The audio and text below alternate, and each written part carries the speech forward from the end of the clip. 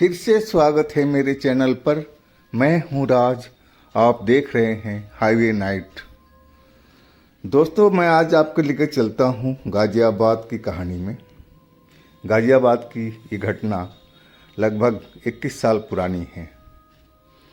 ये घटना truck driver Rajesh Kumar ji का है।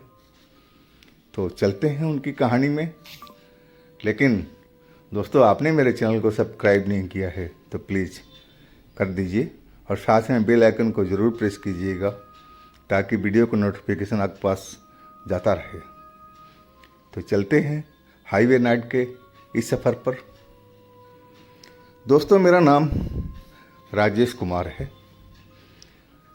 मैं तो अभी ट्रक चलाता हूँ।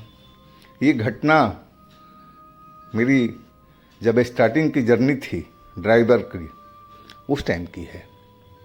मेरे भाई साहब गाज़ियाबाद में रहते थे। वैसे हम लोग बिहार के रहने वाले हैं और गाज़ियाबाद में भाई साहब ऑटो चलाने का काम करते थे। वही बोले थे कि तुम आ जाओ यहीं पर और ऑटो का काम सीख लो चलाने का, अच्छा पैसा है इसमें। और मैं अपने गांव से बड़े भाई साहब के पास में आ गया था। भाई साहब ऑटो चलाना तो हमें सिखा दिया और वो दिन में ऑटो चलाते थे और मैं रात को ऑटो चलाने लगा था।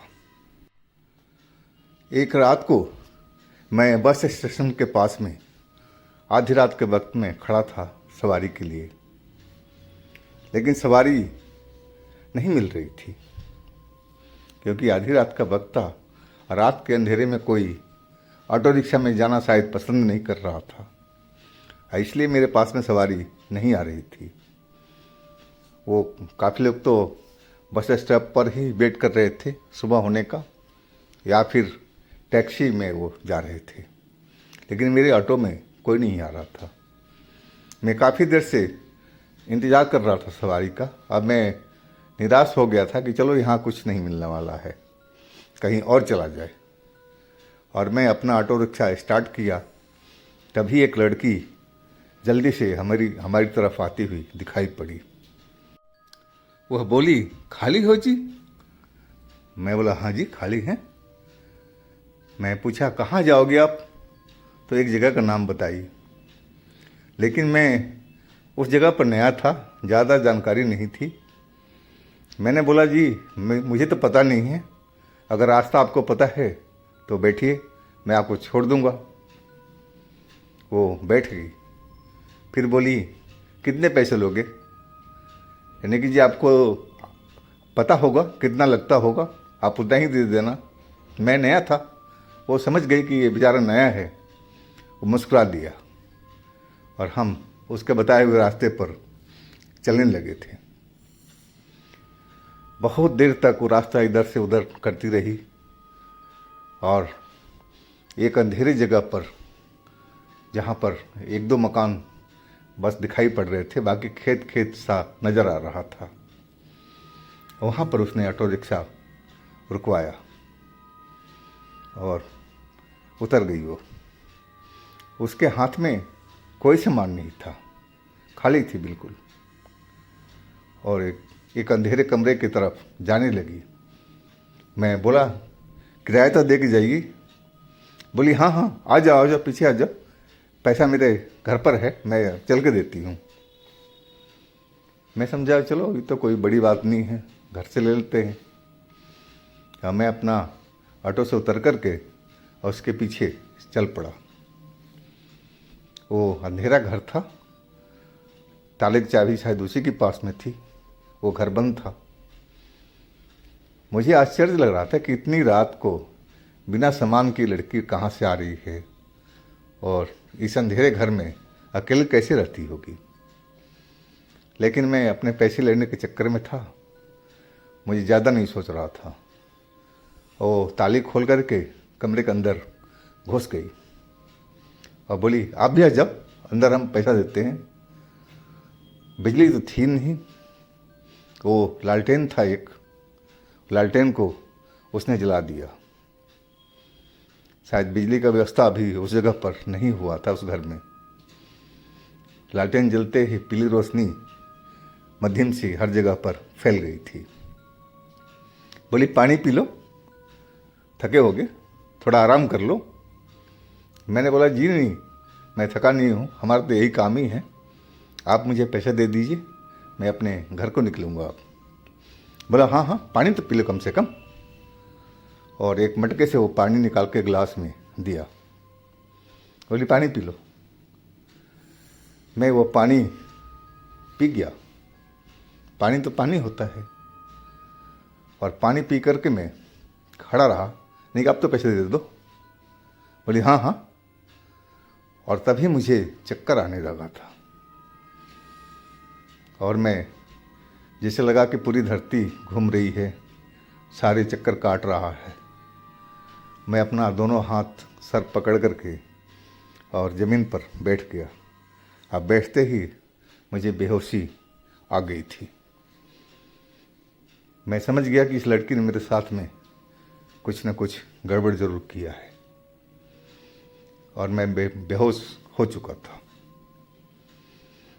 जब मुझे होश आया तो मैं उस लड़की के साथ में एक पलंग पर लेटा हुआ था।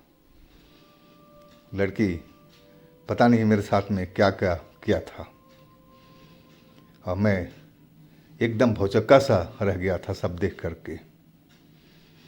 मुझे बहुत घृणा आ रही थी उसको देख करके, और मैं पलंग से उतरने लगा। तभी उसने मेरा हाथ पकड़ लिया। हाथ उसका बर्फ़ की तरह मुझे ठंडा महसूस हुआ। वो गर्मी के दिन थे, और हाथ उसका बर्फ़ की तरह लग रहा था। मुझे बड़ा अजीब सा लगा था। वैसे तो मैं बहुत वो सब देख करके परेशान था, और सब कुछ समझ में नहीं आ रहा था। अब मैं अपना हाथ छुड़ा करके अब वहाँ से भागने में ही अपना भलाई समझा, और हाथ को मैं झटका दिया। वो हाथ मेरा छोड़ दिया।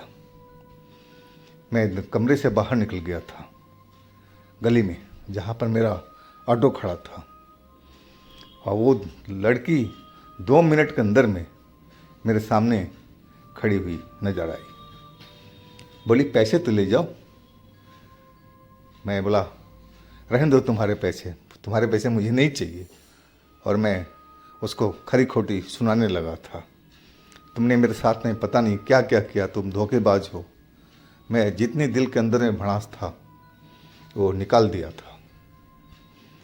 अब मैं सोच लिया था कि मैं सुबह में भाई साहब को लेके आऊँगा ऐसे, और इस लड़की को वो सबक सिखाएंगे। अब मैं पैसे उसे कुछ भी नहीं दिया। मैं वहाँ से अपना ऑटो स्टार्ट किया और चल दिया।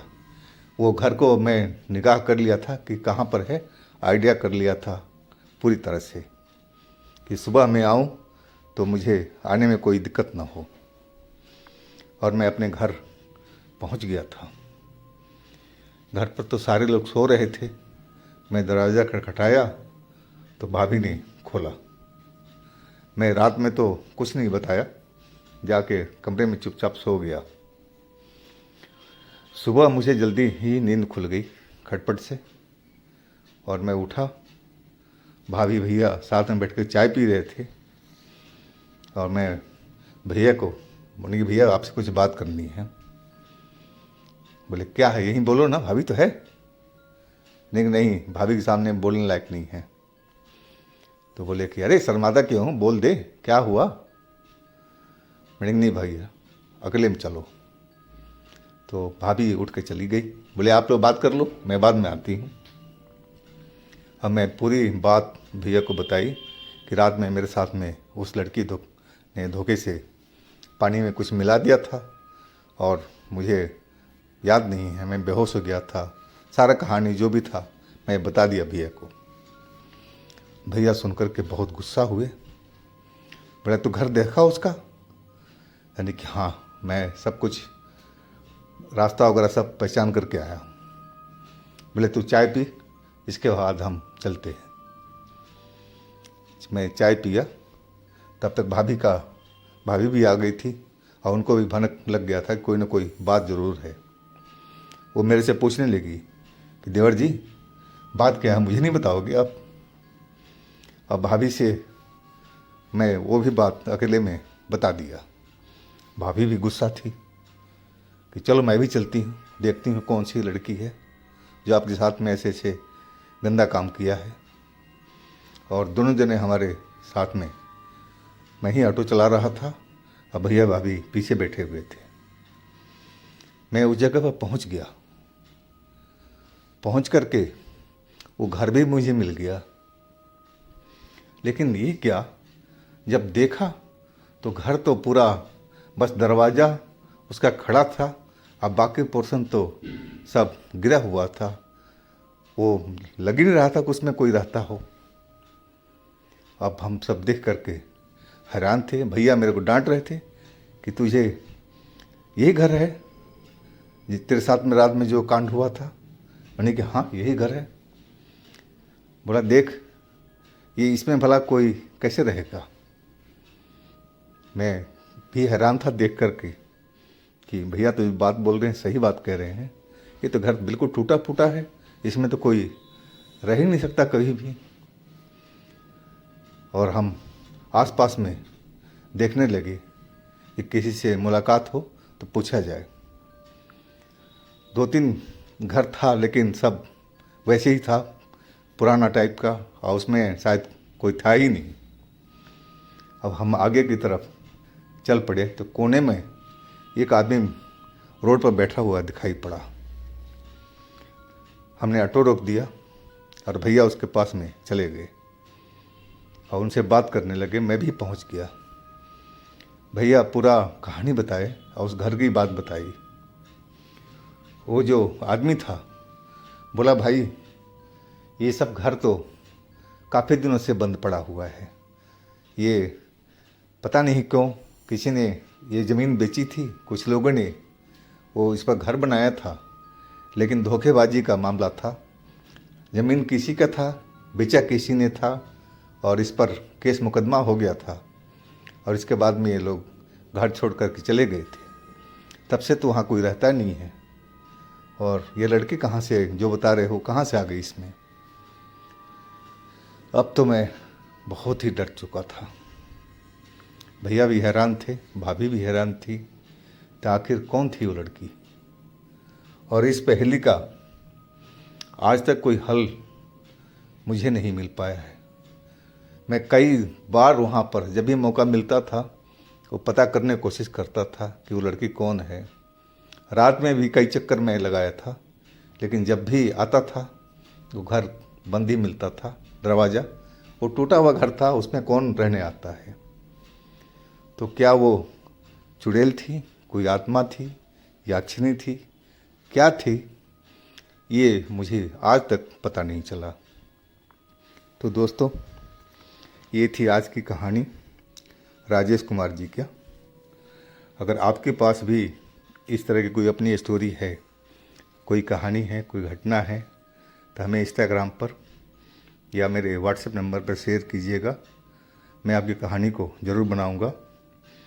मेरे चैनल को सब्सक्राइब कीजिएगा, लाइक कीजिएगा, शेयर कीजिएगा और मेरे दूसरे चैनल पर भी विजिट कीजिएगा। लिंक मैं नीचे दे रखा हूँ डिस्क्रिप्शन बॉक्स में, उसमें भी अच्छी अच्छी कहानियाँ भरी पड़ी हैं। तो दोस्तों, हम कल मिलते हैं एक नई कहानी के साथ में। आप लोग अपना बहुत ही ख्याल रखिएगा। नमस्कार।